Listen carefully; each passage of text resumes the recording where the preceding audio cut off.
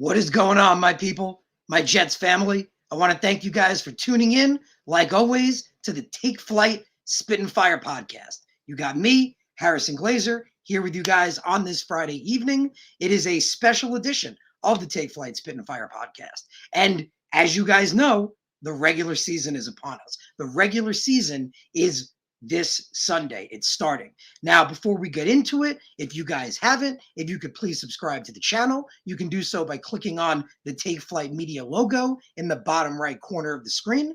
That'd be much, much appreciated. So, this episode is going to be all about the matchup with the Jets versus the Panthers, what we're going to see, what to expect, and my keys to victory. What I feel are I believe I have the 5 or 6 keys to victory for the Jets winning this game, taking it home, being 1-0, to then go home to have New England come to us with another rookie quarterback starting. That's not the topic for today, but very interesting. So we got to kick it off the gate, guys. We got to start at 1-0, and I got my keys to do so. But again, this episode is all about the matchup. If you guys want, I had an episode on Monday, if you didn't see it, that was all about how hyped I am for this upcoming season, for Zach Wilson, my guy, the quarterback I wanted, our future looking bright with Joe Douglas at the helm, Robert Saleh's head coach.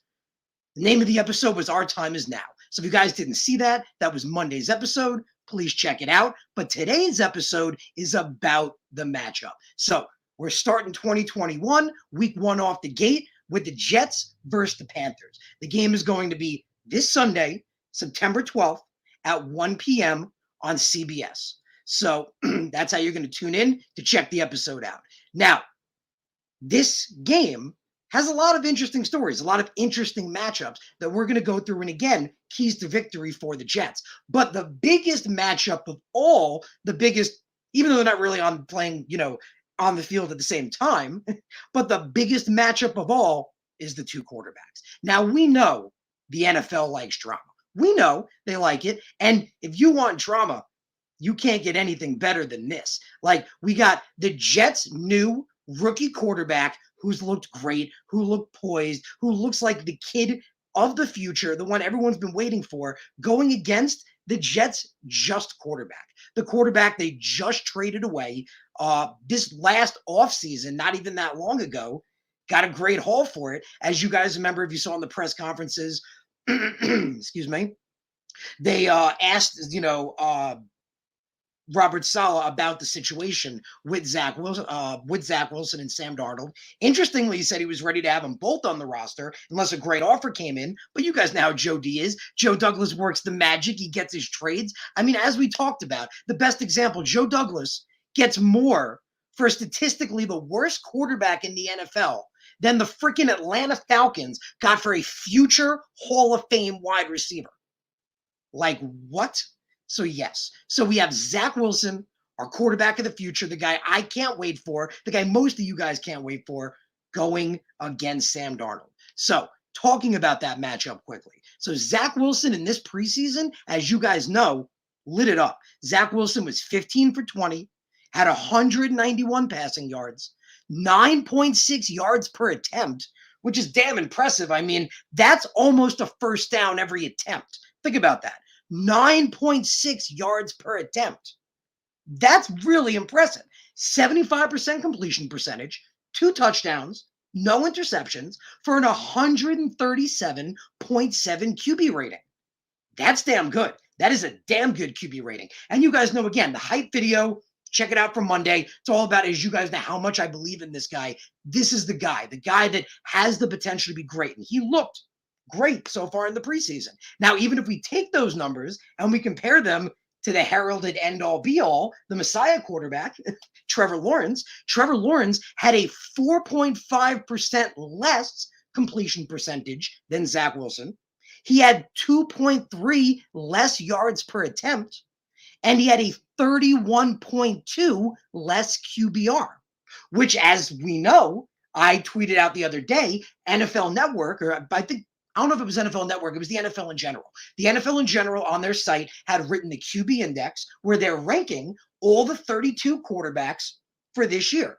Now, Zach Wilson was ranked 20. Now, as you guys know, there's only 32 teams in the NFL. So 20 is damn close to middle. So they're putting him at the middle of the pack before he even plays a damn game.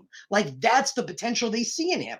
And he was one spot above Trevor Lawrence, 2 spots above Mac Jones, but 1 spot above Trevor Lawrence. He was the highest rated rookie in the entire ranking. And Sam Darnold, surprise, surprise, was ranked 32. He was ranked the last, 32 out of 32 qualifiers. But surprisingly, Sam Darnold had a good preseason this year. He went 20 for 27, had 178 yards. But again, that's less yards than Wilson and a lot more throws. So Darnold only had a 6.6 yard per attempt. So people talk about how good he looked. His numbers were good, but that's a big difference. Again, Zach Wilson as a rookie, never playing before, in his first preseason games ever, had a 9.6 yards per attempt. Darnold, 6.6. It's a whole 3 yards less. He had a 74.1 completion percentage, which is good. 2 touchdowns, no interceptions, 116 quarterback rating.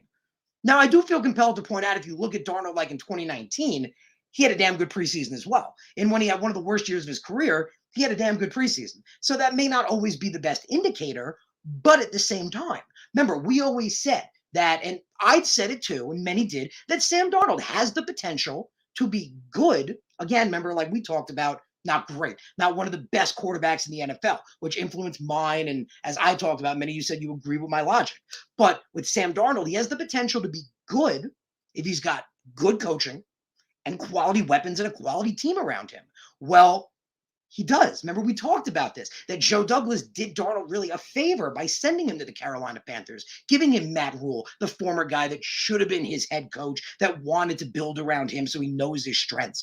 Talented wide receivers, which we're going to get into. Those are the keys to the victory. We're coming back to that. We're circling this bandwagon around. And, of course, we're going to get into CMC, the backfield. So, and a decent offensive line. We're going to talk about that as well. So Sam Darnold has the potential to be good, and he looked good in the preseason. So everyone, saying this is going to be a cakewalk game because Sam Darnold's the worst quarterback in the NFL. Well, he was, but again, that was without these things. A lot of people, even if they didn't like Darnold, agreed, well, he could maybe be pretty good. We saw it with Mark Sanchez. Mark Sanchez was good with good coaching and a talented team. He was never leading the team on his own. We saw that many times. When the pressure was put on his shoulders, sometimes he stepped up. Often he didn't.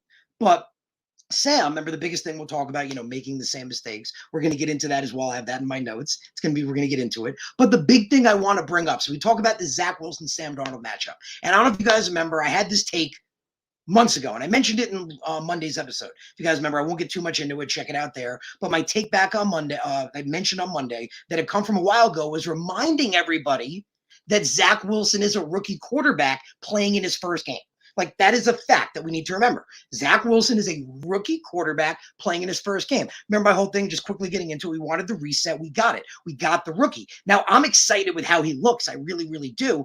But again, he is a rookie. Sam Darnold is a fourth-year quarterback. Remember, that's why the logic was, like I mentioned last week, should have get off the pot, because that's what it is. You're a fourth-year quarterback. It's time to show it or not. So now that he's got a team around him, he could have a good game. It's very possible. Now, I think the Jets can win. But remember, my big take, though, and this is my big takeaway, and I begged on Monday, and I'll just quickly, again, guys, just so you remember, if Zach Wilson, let's say even if he plays well or doesn't do well, if he loses, Sam Darnold plays well, the whole rhetoric, the whole media narrative spin is going to be that we never should have got rid of Sam, never should have done that. Wilson's a bust. After one game, he's a bust. All I ask is please don't buy into that narrative. It's one freaking game. It's the first game the rookie's ever played. Now, as you remember, I believe I said this kid's, the limits are literally limitless. He can be as great as anybody, and the potential is super sky high. But is a rookie quarterback in his first game going against even though it hasn't been great, a veteran quarterback who now has this good coaching and talent around him. And that's what we're going to get into. So Sam Darnold now is in an infinitely better situation than he was. Sam Darnold has new weapons, and these new weapons happen to be one of the best running backs in the game and 2 1,000-yard receivers. So we're quickly going to talk about them because all of you guys know, obviously, who CMC is. But obviously Christian McCaffrey, one of the best running backs in the entire league, arguably one of the best complete running backs in the entire league. In his 4 years in the NFL, he's had 2 1,000 plus rushing yard seasons, averages over that career of 4 years of 4.6 yard per carry, as well as over 2,600 career receiving yards with an 8.4 career yards per reception. What's even more impressive, though, which is scary, is over those 4 years, he has a career catch completion percentage of 80.4. That's really high for career completion percentage of that high. And some years he had even close to 90. In 2019, he had almost 2,400 scrimmage yards alone from the line of scrimmage in passing and rushing combined. So CMC by far is the biggest weapon here. This is the biggest weapon that Carolina has used since they honestly drafted this kid. So the key right here is going to be to lock CMC down. And I have that right here. We got our Jets keys to victory, and that's what I'm getting into right now. So these are I believe we have six keys to the Jets winning this game. And it starts with shutting down CMC, not just in the rush game. And that's what I was pointing out. CMC is arguably, he's one of the best running backs in the league, but you could argue again, he's the best complete running back in the whole league. You heard those catch numbers I just mentioned, those rushing numbers. He is an excellent weapon in both of those instances. So what needs to be done? You guys remember I mentioned this before. I think, and mainly because of the Carl Lawson injury, which is understandable, he's our best edge rusher in 20 years. So everyone's eyes are on that. But we forget our interior defensive line unit is really scary, guys. Like, think about it. I know we lost Carl. I'm sad too. But look at the interior unit. It's a damn good unit, guys. You got Quinnen Williams, Foley Fatukasi, and Sheldon Rankins. Now, Quinnen, as you guys remember, is honestly, I have it right here. Apologies, I have the numbers. Hold on. I believe he was the 4th rated interior defensive lineman last year in sacks and everything. And he's going to be even better this year in the 4-3, shifting to that new system. So Quinnen, excellent run stuffer, which that's the key going to be here with Christian McCaffrey. So circling back, the key with Christian McCaffrey is going to be our run-stuffing defensive line. And that is why, again, I bring up Quinnen Williams, who's excellent at both. He's proven one of the better interior defensive line pass rushers in the entire NFL and is an excellent run stuffer as well. Now, I mentioned Foley Fatukasi. Foley Fatukasi was just voted captain by his fellow teammates, by his fellow players. That's a big indictment, and as a good indictment. And as we know, he is one of the better run stuffers in the league at 26 years old. He's a young guy. He's one of the better run stuffers in the league, had excellent PFF ratings the last couple of years, 81 and 80 the last 2 years, and he's developing as a pass rusher. Then you factor in Sheldon Rankins, who, as we've seen, has flashed at edge rusher. Interior defensive line. My apology. Rankins has flashed as a pass rusher in the interior defensive line. He's looked amazing. One of the best at times, but it hasn't been consistent. That's been Sheldon Rankins' problem. Yes, at times, and some years, I think it was 2018 or 19, I believe, he was one of the better interior defensive linemen in the league. He's an excellent pass rusher. So those three together arguably make up one of the best interior defensive line units in the NFL with Quinnen, Fatukasi, and Rankins. But one of my takeaway is, though, if we're talking about containing CMC and that run-stuffing defense, don't be surprised if Foley plays more than Sheldon Rankins. That's my take on that, because we're trying to contain CMC. That's number one. These literally go in order. Number one, the first biggest thing is stopping Christian McCaffrey. If you can't stop him, you can't win. And I'm going to get into the pass game, but he's a threat in the run game. So that interior defensive line, specifically run stopping, that's why Quinnen and Foley are going to be very crucial in this game. Rankins will be crucial too, but I look at Foley potentially getting more snaps in this game because of that. Now, we're talking about edge rushers. I mentioned them before.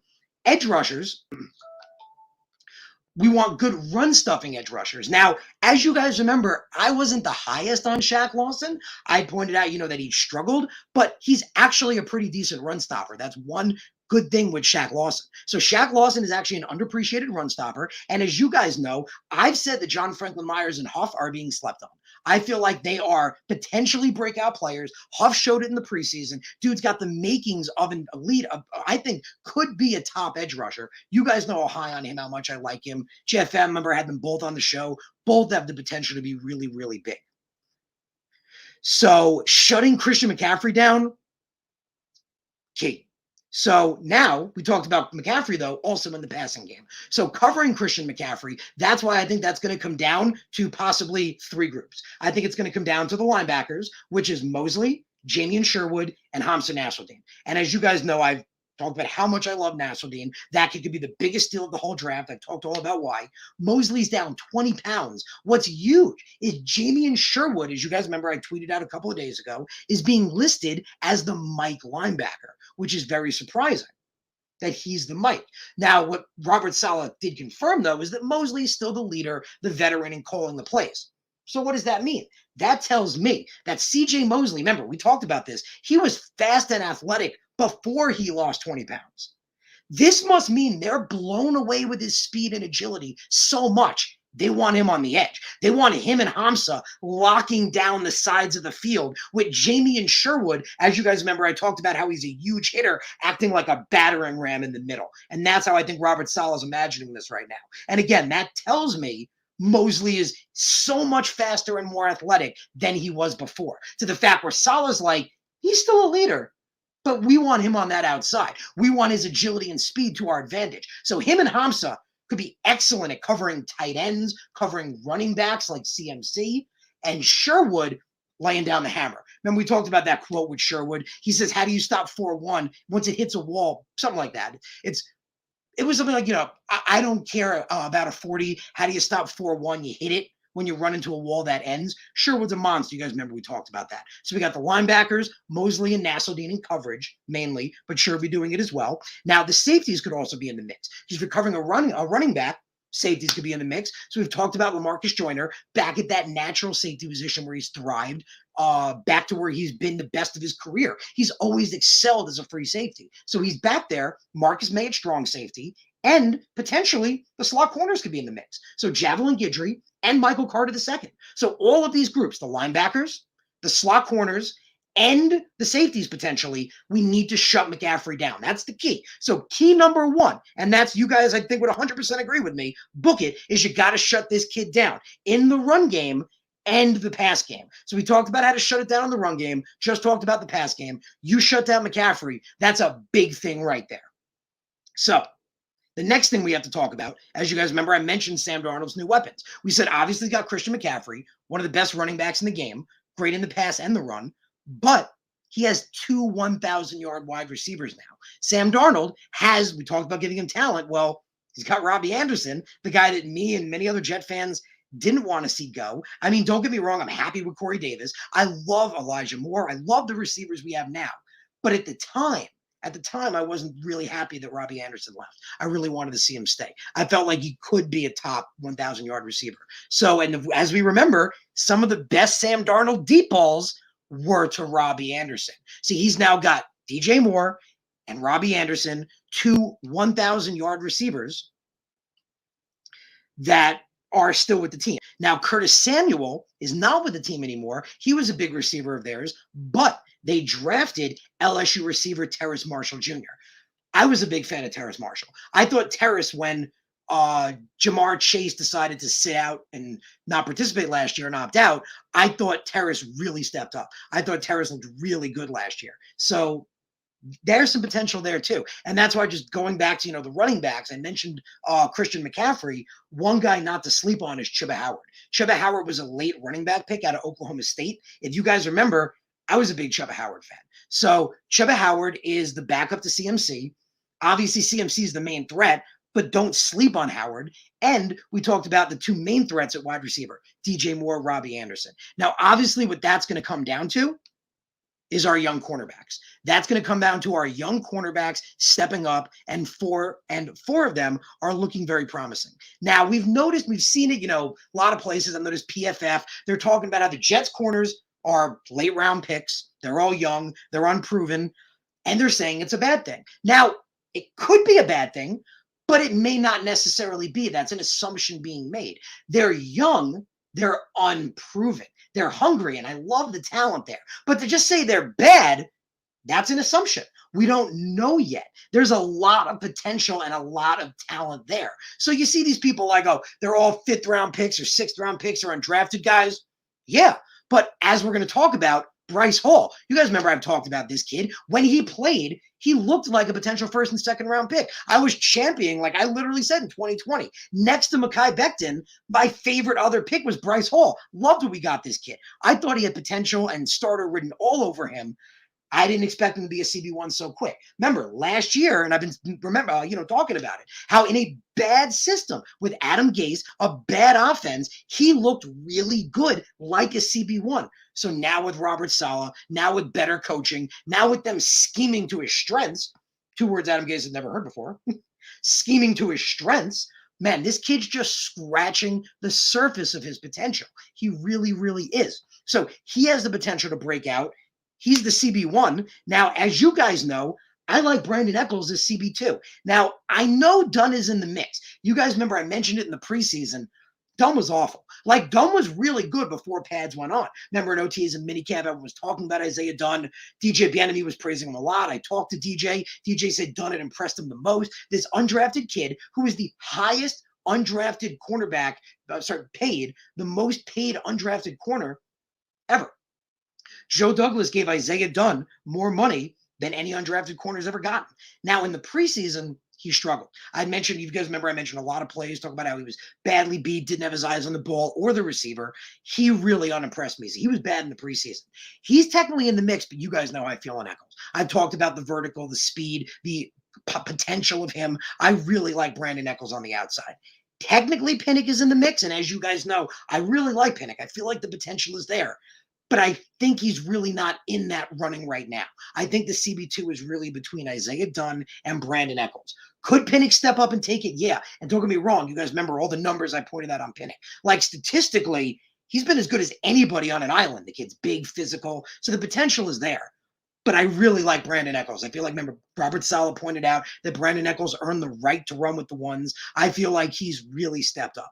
So, and another thing I pointed out is, you guys remember I've been mentioning this, everyone's been so focused at our outside corners and how weak we potentially are. They don't realize how good we are in the slot. Remember, I've been pointing this out to you guys for months now. Our slot corner situation is really good. Remember, we've talked about Javelin Guidry coming in for Poole, being just as good, an undrafted guy with unbelievable speed, so much potential. Michael Carter II has looked amazing in the preseason.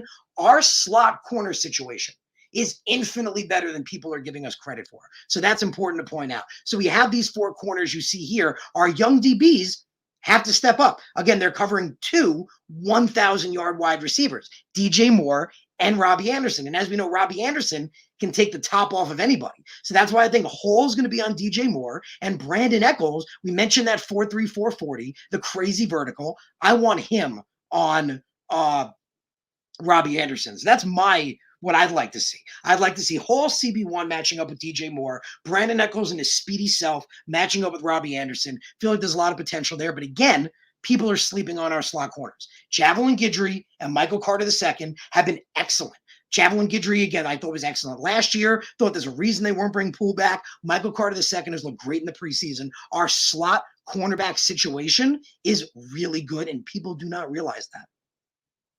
So, going back to the DBs. Yes, our DBs need to step up.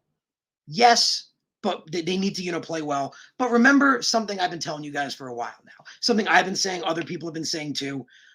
This Robert Saleh D is predicated with getting to the quarterback, which brings us to point number 3. So point number 3, as we said, 1 was shutting down McCaffrey, 2 was shutting down those wide receivers, and our DB stepping up. 3, arguably, literally one of the most important ones of all, because as we've said, our defense is predicated with getting to the quarterback. If it doesn't happen, this D doesn't do well. And remember, I'll remind you guys the statistic I brought up. I did this, stat poll to show you guys what I'm talking about. So Robert Saleh's defense with the 49ers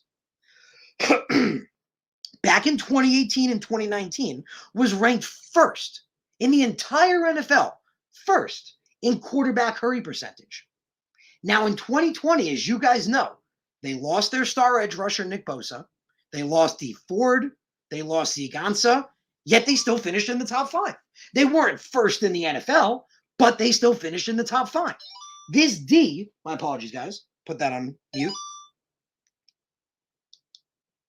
This D, excuse me, is predicated with getting to the quarterback. That's how it thrives. That's what it's all about. So point number 3, arguably just as important as point 1 and 2, shutting down Christian McCaffrey and shutting down their top wide receivers, because that's how you're going to stop Sam Darnold. You got to get to him. You need to get to Sam Darnold, and you need to get to him often. Now, we mentioned that interior defensive line unit. We mentioned Quinnen. We mentioned Foley. We mentioned Rankins. We said how they're massively underappreciated. They've been massively slept on because all the focus has been on Carl Lawson and the injury.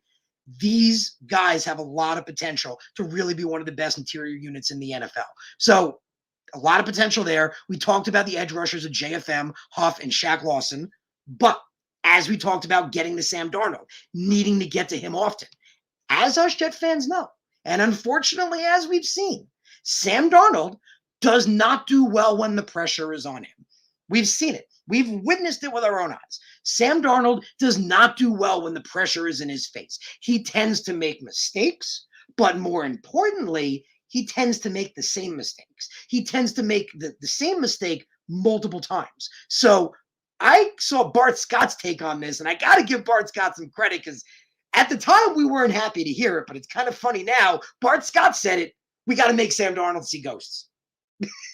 Bart Scott said it, 100% behind him. That's exactly, he is 100% right. Remember, like we said, this defense is predicated with getting to the quarterback. If it doesn't get to the quarterback, it doesn't succeed. And like we mentioned, when the 49ers in 2020 lost all those talented guys, yeah, they weren't the first in hurry percentage, but they were still top 5.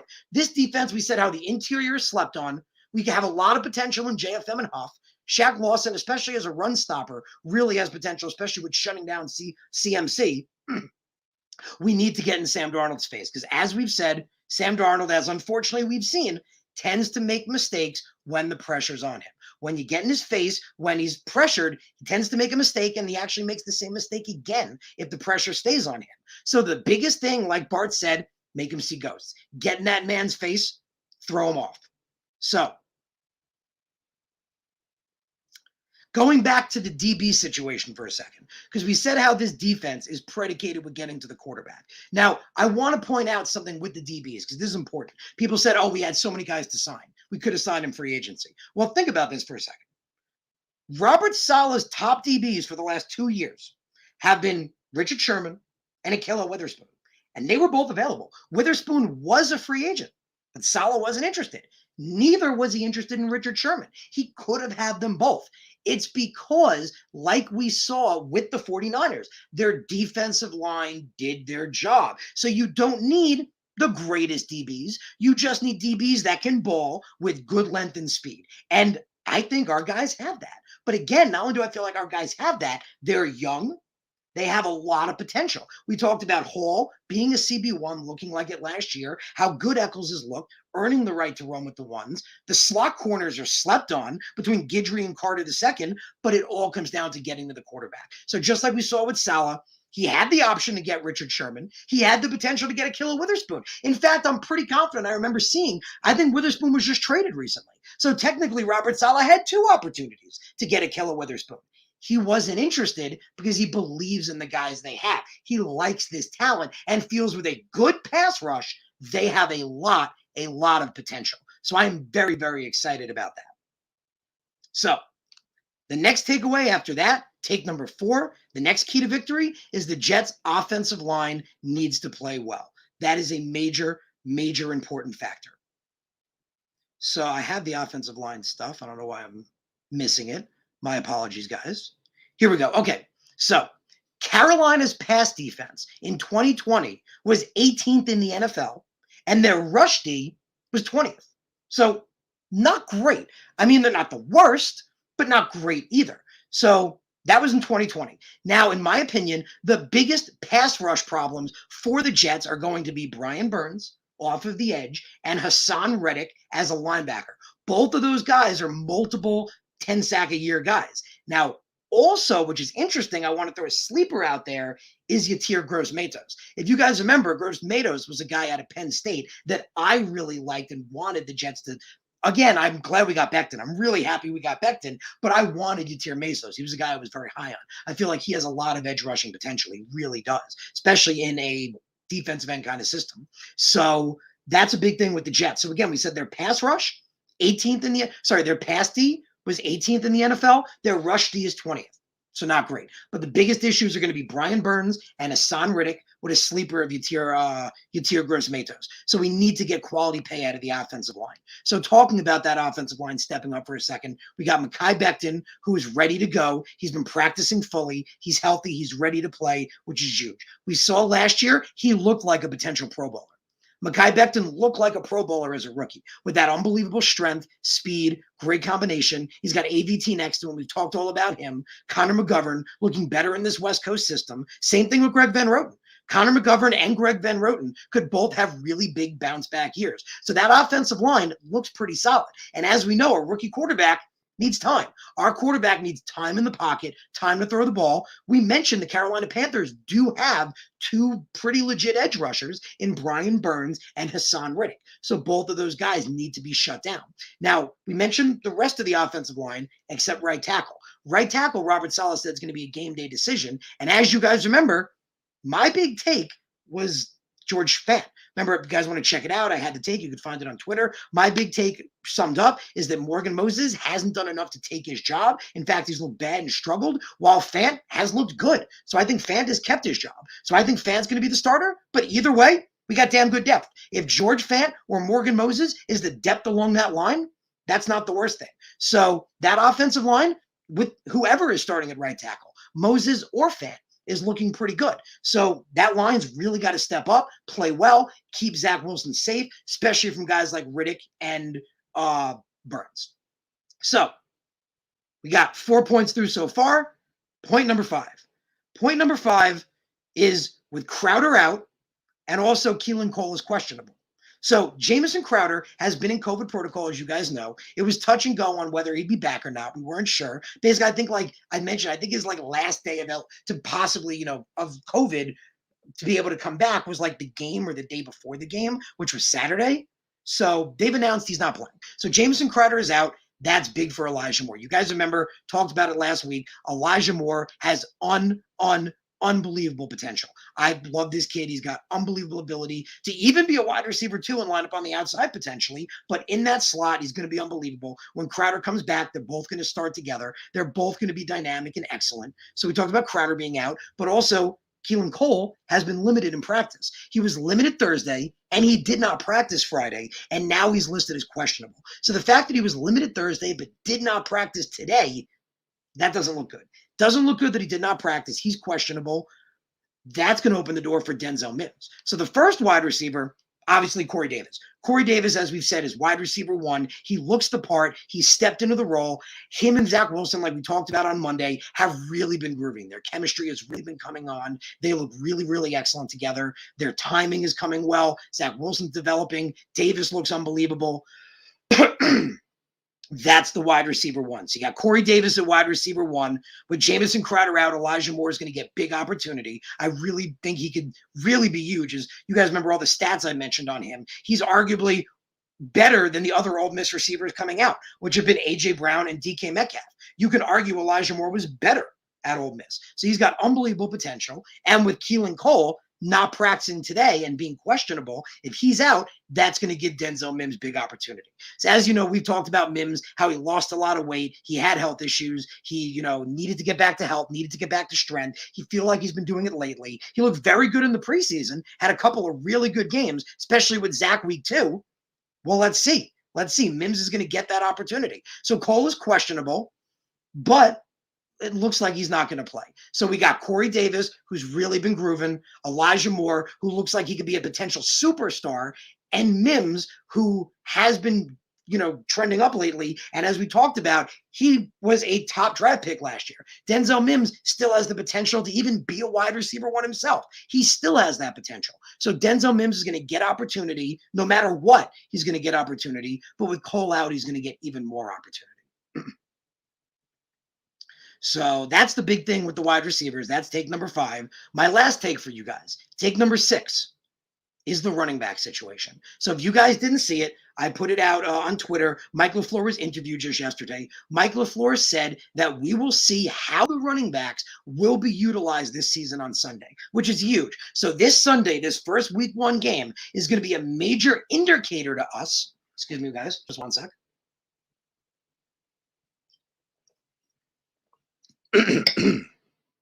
This Sunday's game is going to be a major indicator to us to how the running backs are going to be utilized this season. He, for example, said who plays first, who plays the longest, who's going to be, on the third down running back, he said, for example. So this Sunday is going to be huge to seeing how the running backs are going to be utilized. However, though, I do want to point out that at the end, LaFleur did add that he's a big student of Bobby Turner's, said he was a great running back coach, and said that Bobby Turner's favorite famous thing was that if you got a hot hand, you keep him out there. So LaFleur did say if Tevin Coleman looks amazing, if Michael Carter looks unbelievable, if Ty Johnson looks insane, and remember, Ty Johnson looks like the running back 1 now.